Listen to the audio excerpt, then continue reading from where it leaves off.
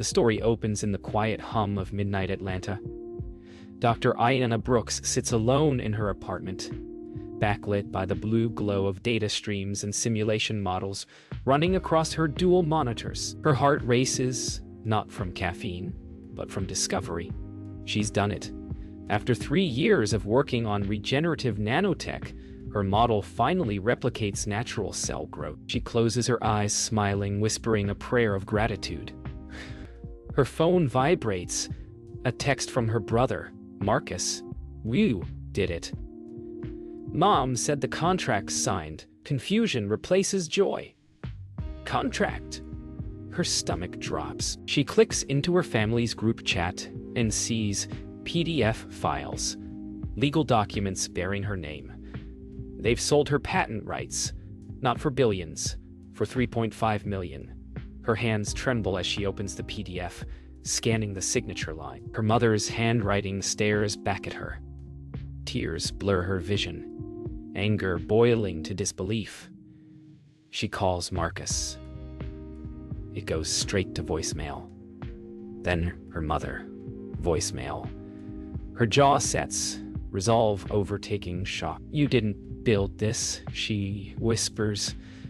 "I did." The next morning, the city hums awake under gray clouds.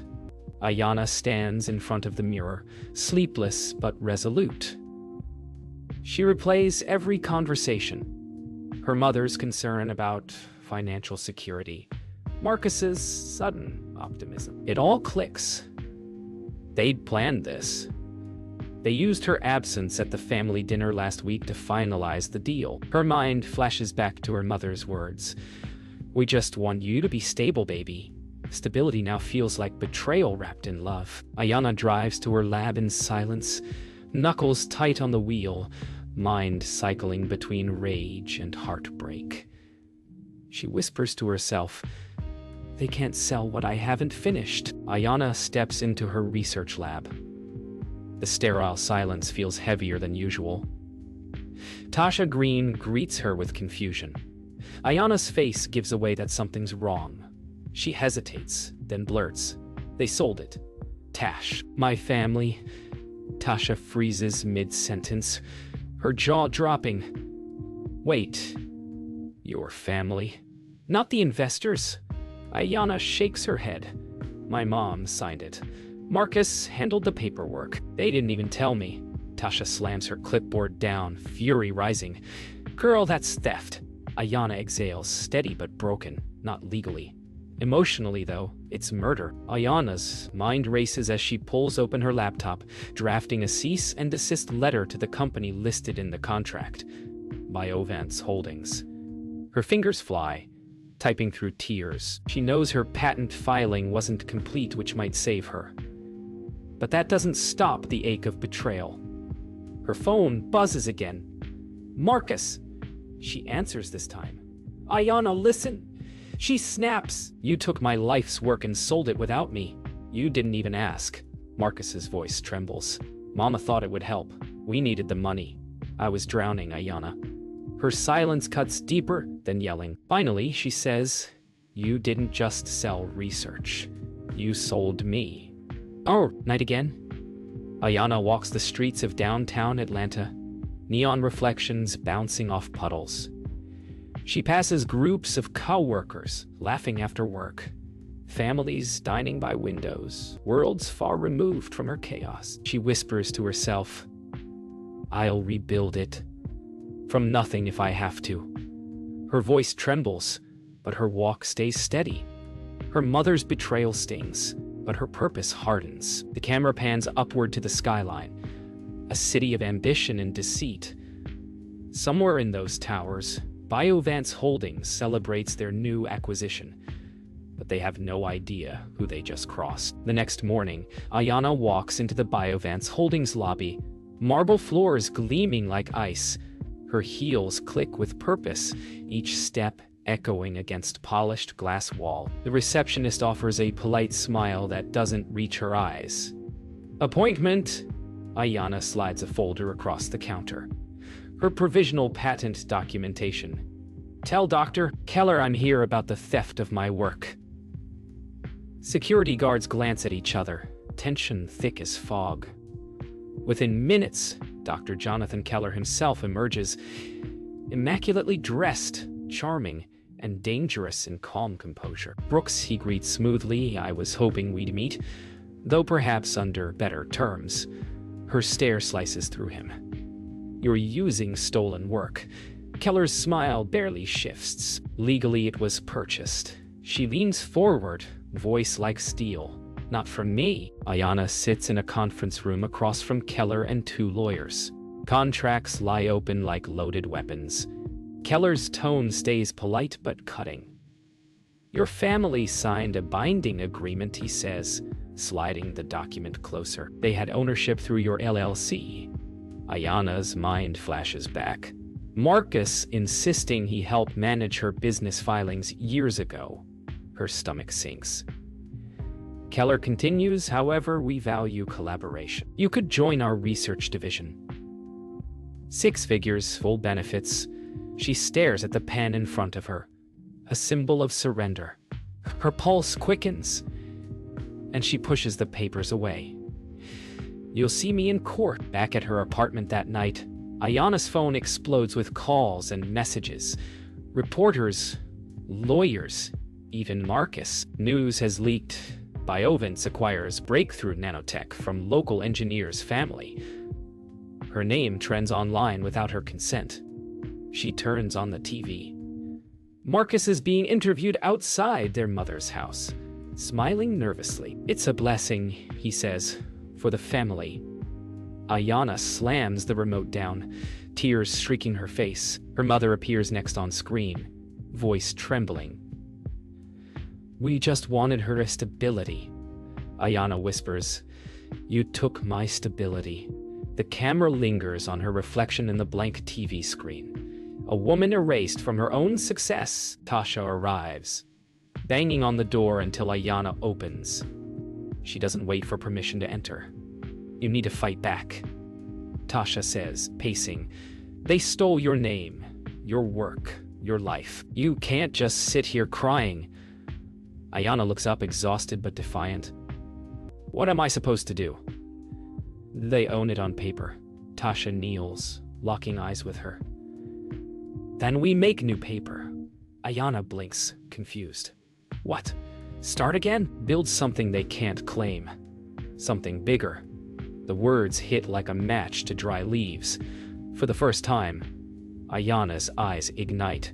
Not with pain, but purpose. Weeks pass in montage, Ayanna working day and night, laptop screens glowing, algorithms recalibrating. Tasha helps code, their friendship now forged in fire. Outside, news cycles shift.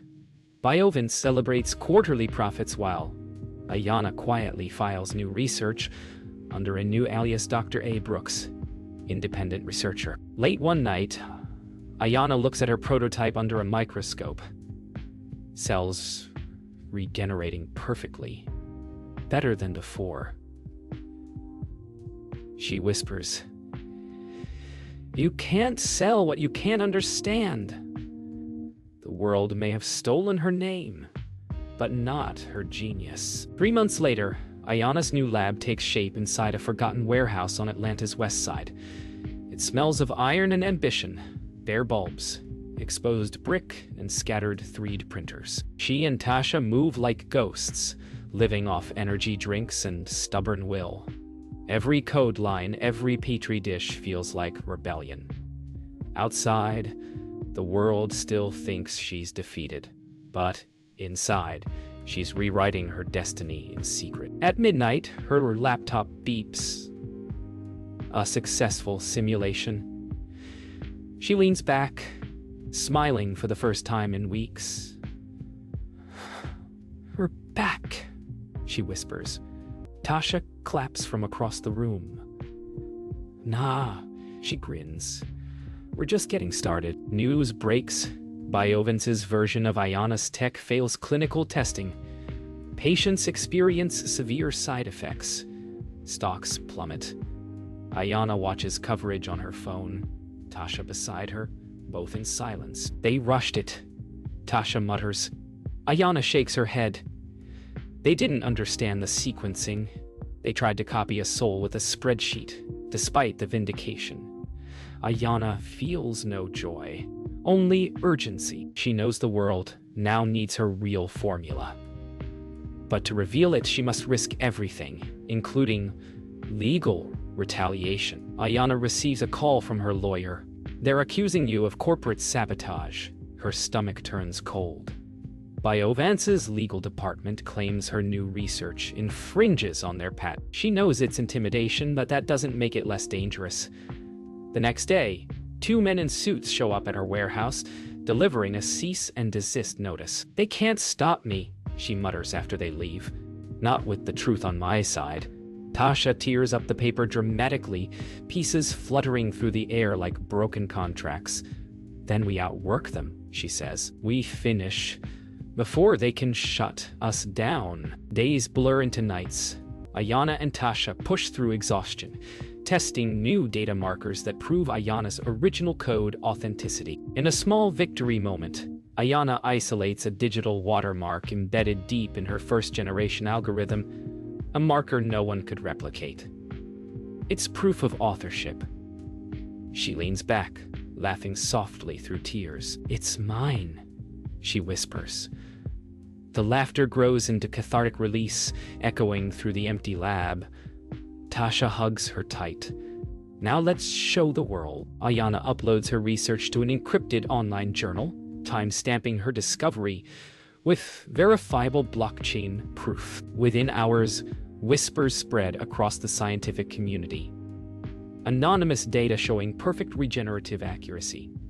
Biovance's executives panic. Keller calls her directly that night. "You just declared war, Doc." "Brooks," he says, voice calm but venomous. Ayana smirks into the receiver. "No," she replies. "I just told the truth." She hangs up, watching her screens light up with notifications from researchers around the world, asking one question. Who is Dr. A. Brooks? 2 weeks after her anonymous upload, Ayana receives a call from an unknown number. Against her better judgment, she answers. "Dr. Brooks." Keller's smooth voice slides through the line. "I believe we can help each other." Silence lingers like a test. "You mean after you stole from me?" she says coldly. "I mean," he replies, "after you outsmarted me." Keller invites her to a discreet meeting downtown. No lawyers, no cameras. Tasha warns her not to go. "You don't negotiate with the people who tried to bury you." Ayana looks out the window at the city's skyline, rain streaking down glass. "Sometimes," she murmurs, "you face the storm to understand its power." The next day, Ayana walks into a quiet rooftop restaurant. Keller sits at a corner table with 2 glasses of water and a contract folder she refuses to touch. "You've made quite the stir," he says, half admiring, half patronizing. "Your work's too valuable to stay in the shadows." Ayana leans in. "That depends who holds the flashlight." Keller smiles. "I'm offering a partnership. You lead the division. You keep your name." Ayana's eyes narrow. "And you get my tech." He doesn't deny it.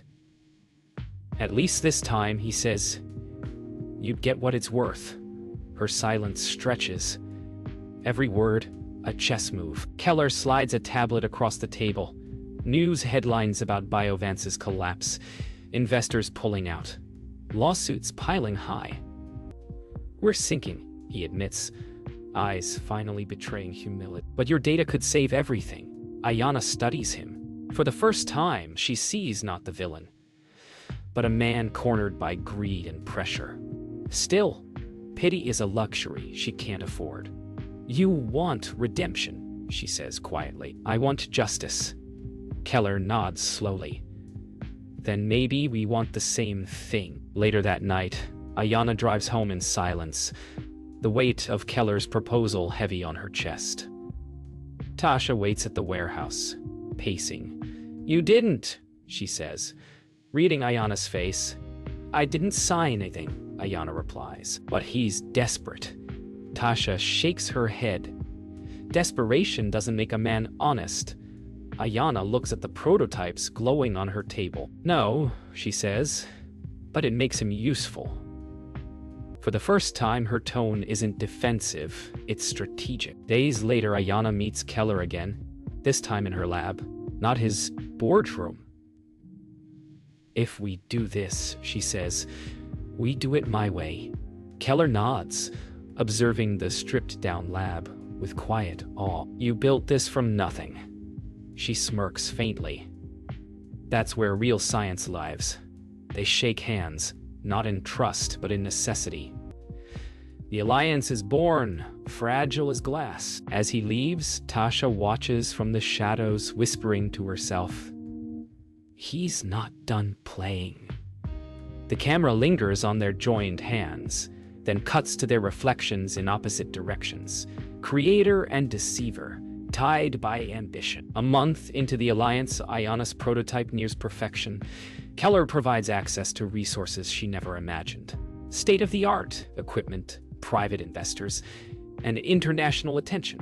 Yet, each advancement feels hollow. One night, she receives a call from a blocked number. She answers, expecting Keller. Instead, it's Marcus. His voice shakes. "Ayana, Mama's in the hospital. Stroke." Her breath catches. The silence between them stretches, loaded with everything unsaid. "I'm on my way," she whispers. For the first time since the betrayal, family outweighs revenge. Loretta lies motionless beneath hospital sheets, machines humming a cruel lullaby. Marcus stands beside her, avoiding Ayana's eyes. "She didn't mean for it to go this way," he says softly. Ayana watches her mother's hand twitch, emotion flooding in waves. Anger, grief, love, and regret merging into one unbearable ache. "She signed away my future." Ayana murmurs. Marcus shakes his head. "She thought she was saving us. I told her it'd make things right." Ayana turns, her voice cracking. "You wanted money. I wanted meaning." A long pause hangs between them, broken only by the beeping of machines. "Then, maybe we both lost," Marcus whispers. Days pass. Ayana divides her time between the hospital and the lab. Keller notices her distraction but says nothing. He understands what loss looks like. One evening, as Ayana prepares to leave the lab, he stops her. "Family changes everything," he says quietly. "Even science." She looks at him, surprised by his sincerity. "You sound like someone who's lost something," she replies. Keller glances at the glowing prototype behind them. Everything worth building costs more than it should. Their eyes meet in mutual understanding, two builders haunted by the same ghosts. Loretta awakens, frail but lucid. Her first words slice through Ayana's guarded heart. "Baby, I'm sorry." Ayana sits beside her, trembling. "Why, Mama? Why'd you sell it?" Loretta's voice quivers. "I wanted you to live free, not die." Broke chasing miracles. Ayana closes her eyes, tears breaking free. "You taught me miracles matter," she whispers. Loretta smiles weakly. "Then finish it, Ayana. Prove me wrong." For a moment, the bitterness dissolves. Only love remains, fragile and forgiving. Ayana holds her mother's hand until dawn, the weight between them finally shifting into peace. Weeks later, Loretta returns home under Ayana's care. Marcus visits often, humbled, helping around the house. The siblings begin to rebuild fragile trust. One evening, Ayana steps outside, phone in hand. An email from Keller. They're ready to license the full patent. $4.2 billion valuation. She stares at the screen, disbelief melting into quiet vindication. Behind her, her mother's voice drifts from inside, humming an old gospel tune. Ayana whispers, "You see, Mama? We didn't sell it. We survived it." The camera lingers on her face as the city lights shimmer in the distance, reflecting triumph born from pain. It's been 2 months since Loretta came home. Ayana works from a new facility, sleek, independent, hers alone. She's partnered with a global ethics board, to review Biovance's licensing deal. What began as revenge now feels like legacy. Still, she can't shake the thought that Keller is hiding something. Late one night, she hacks into the archived corporate database, searching through buried files. There it is, Project Phoenix, a shadow experiment using her old formula without authorization. Her pulse quickens. Keller's been running a secret program all along. She whispers, "You really couldn't stop stealing." The next morning, Ayanna storms into Biovance headquarters. Security tries to stop her, but she strides past, calm and commanding. Keller looks up from his desk, caught between shock and admiration. "You've been busy," she says coolly, dropping a flash drive onto his desk. "So have I." He exhales slowly. "You shouldn't have seen that. You shouldn't have lied." Keller leans back, defeat shadowing his expression. "If that data leaks, the board will destroy me." Ayanna's gaze sharpens. "Then you better start telling the truth. Publicly." Hours later, Keller holds a press conference. Cameras flash as he steps to the podium, sweating under bright lights. Ayanna watches from the crowd unseen. "We at Biovance," Keller begins, "our success to one person, Dr. Ayanna Brooks. Her innovation is the foundation of everything." Gasps ripple through the room. Ayanna's lips curve into a subtle, satisfied smile. The truth, after years of betrayal, has finally been spoken by the very man who tried to erase her. The following week, Keller visits Ayanna's new lab. No entourage, no lawyers, just humility. "They've removed me from the board," he admits quietly. "I guess this is what accountability feels like." Ayanna studies him. "Accountability is surviving what you built," she says. He nods. "Then maybe there's hope for me. Yet." She turns away, eyes on her monitors. "Redemption isn't my department," she replies softly. "But the data always tells the truth." Keller leaves, glancing back once. A man stripped of title, but maybe not of soul. Weeks later, Ayanna uploads her final documentation. Every test, every sequence, every proof, into public domain archives. Her voice narrates over images of screens and LAN. Knowledge belongs to no one. It only passes through us. News outlets buzz, calling her the first independent scientist to make a multi-billion-dollar technology freely accessible. At home, Loretta watches the coverage, tears glistening. "That's my baby," she whispers. Ayanna steps outside into dawn light, city skyline shimmering. She smiles quietly, not for money, but for freedom. 6 months later, Ayanna returns to East Point, the neighborhood that raised her, the one she once thought she'd left behind for good. Children play on cracked sidewalks where she used to sketch ideas on notebook paper. Now, banners read Brooks Foundation of Innovation and Youth Science Center, opening day. Tasha stands beside her, smiling. "You really did it," she says. Ayanna inhales deeply, the humid Atlanta air thick with memory. "No," she replies softly. "We did." Reporters wait by the entrance, cameras ready. As she steps forward to cut the ribbon, Ayanna glances toward the crowd, Marcus and Loretta standing arm in arm. Her eyes glisten. The world sees triumph. She feels peace. Inside the new center, Ayanna gives a speech to young students sitting wide-eyed in the front rows. "The world will try to sell your dreams," she says. "But never forget, you can't price purpose." The kids nod, soaking in every word. Loretta watches from the audience, tears of pride glistening under fluorescent light. Marcus records the moment on his phone, a quiet redemption etched across his face. Ayanna catches her mother's gaze and smiles. This time, the applause feels honest, earned, not bought. Later that afternoon, Ayanna and Tasha walk the halls of the center, where exhibits of their research and interactive models line the walls. "Think they'll ever know what it took to build this?" Tasha asks. Ayanna smiles faintly. "They don't need to. They just need to dream bigger than we did. They stop before a wall-sized photo of Ayana in her old warehouse, captioned "From the ground up." The two women exchange a look of gratitude only shared by survivors. The world may see innovation. They remember endurance. That evening, a news feature airs across national networks.